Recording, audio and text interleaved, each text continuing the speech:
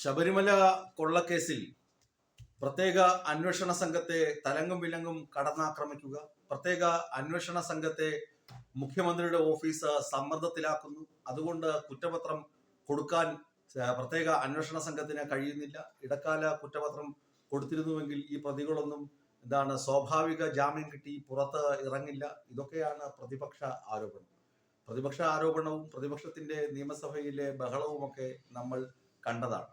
ഡയസിന് മുകളിലേക്ക് ചാടിക്കയറുന്നു, സ്പീക്കറുടെ മുഖം മറച്ച് ബാനർ ഉയർത്തുന്നു. അങ്ങനെ പ്രതിപക്ഷത്തിന് സ്വാഭാവികമായും എന്തെങ്കിലുമൊക്കെ സമരം ചെയ്യണമല്ലോ. പക്ഷെ ഇതിനകത്ത് ഒരു കടുകുമണിയോളമെങ്കിലും സത്യമുണ്ടോ എന്ന് അന്വേഷിക്കേണ്ട പ്രാഥമിക ഉത്തരവാദിത്വം നമുക്ക് ഓരോരുത്തർക്കുമുണ്ട്.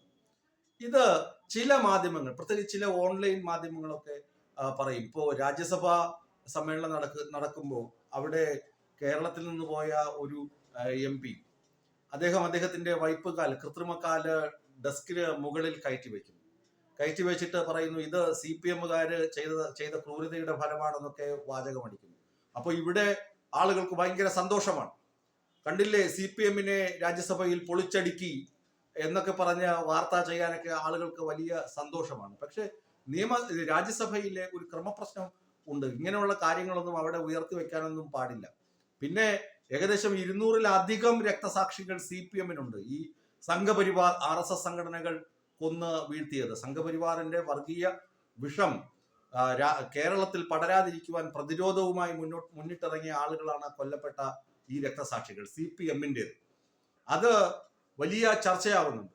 ഇവിടെയും ഈ പ്രതിപക്ഷം ഇങ്ങനെയൊക്കെ കാണിക്കുമ്പോൾ അതിനെ കുഴലൂതുന്ന ഒരുപാട് മാധ്യമങ്ങളുണ്ട്. പ്രതിപക്ഷം ഭയങ്കര സമരം ചെയ്തു, പ്രതിപക്ഷം അങ്ങനെ ശക്തമായി പ്രതിഷേധിച്ചു എന്നൊക്കെ. ഇതിന്റെ വാസ്തവം എന്താണ്? രാജ്യസഭയിലെ വൈപ്പുകാലിന്റെ വാസ്തവമാണ് ഞാൻ പറഞ്ഞത്. 200-ലധികം രക്തസാക്ഷികൾ CPM-നുണ്ടെന്ന്. അപ്പോ കേരളത്തിലെ പ്രതിപക്ഷം ഇങ്ങനെ ബഹളം വയ്ക്കുമ്പോൾ ഇതിന്റെ വാസ്തവം എന്താണ്? അതിനാണ് ഹൈക്കോടതി കഴിഞ്ഞ ദിവസം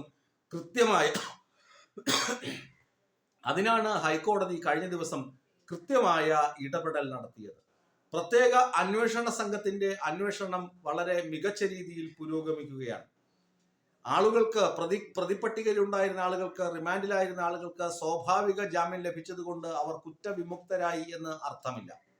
അന്വേഷണ സംഘം കേരളത്തിലെ മികവുറ്റ പോലീസ് ഉദ്യോഗസ്ഥരുടെ ഉൾപ്പെട്ട സംഘമാണ്. അതിന്റെ നിയന്ത്രണം എന്ന് പറയുന്നത് ഹൈക്കോടതിയുടെ ദേവസ്വം ബെഞ്ചിനാണ്. ദേവസ്വം ബെഞ്ചിൽ അവര് അന്വേഷണ റിപ്പോർട്ട് സീല് ചെയ്ത കവറിലാണ് കൊടുക്കുന്നത്. അവർക്ക് മുഖ്യമന്ത്രിയുടെ ഓഫീസിൽ കൊണ്ട് കാണിച്ച് അപ്രൂവൽ വാങ്ങേണ്ട ആവശ്യം ഇല്ല.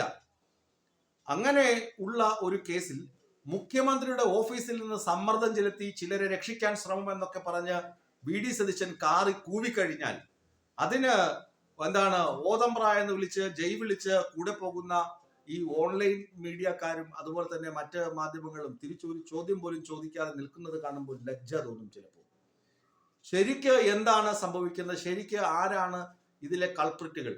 ശബരിമലയിൽ നിന്ന് ഒരു സംഭവം, എന്തെങ്കിലും ഒരു വസ്തു മോഷണം പോയിട്ടുണ്ടെങ്കിൽ, ആരെങ്കിലും എടുത്തിട്ടുണ്ടെങ്കിൽ അവരൊക്കെ കൃത്യമായും ശിക്ഷിക്കപ്പെടണമെന്ന് ആവശ്യപ്പെട്ട് അതിന് പ്രത്യേക അന്വേഷണ സംഘം വേണം, അതിന്റെ മേൽനോട്ടം ഹൈക്കോടതിയുടേതായിരിക്കണമെന്ന് ആദ്യം വാദിച്ചത് CPM-ആണ്. അങ്ങനെ ഒരു നയം കൊണ്ടുവന്നത് CPM-ആണ്.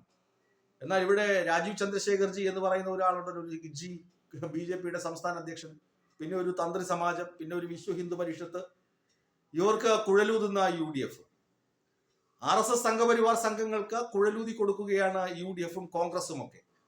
അവര് പറഞ്ഞ ഹർജിയാണ് ഹൈക്കോടതി പരിഗണിച്ചത്. CBI അന്വേഷണത്തിന്റെ ആവശ്യം തൽക്കാലം ഇവിടെ ഇല്ല. ഹർജി വീണ്ടും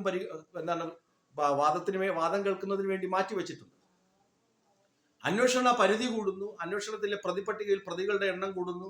സ്വാഭാവികമായും അന്വേഷണ സംഘത്തിന് അതൊക്കെ വ്യക്തമായി പരിശോധിച്ച്, ഇഴകീറി പരിശോധിച്ച ശേഷം മാത്രമേ കുറ്റപത്രം സമർപ്പിക്കാൻ കഴിയുകയുള്ളൂ. അതിനകത്ത് ശാസ്ത്രീയ തെളിവുകൾ വേണം.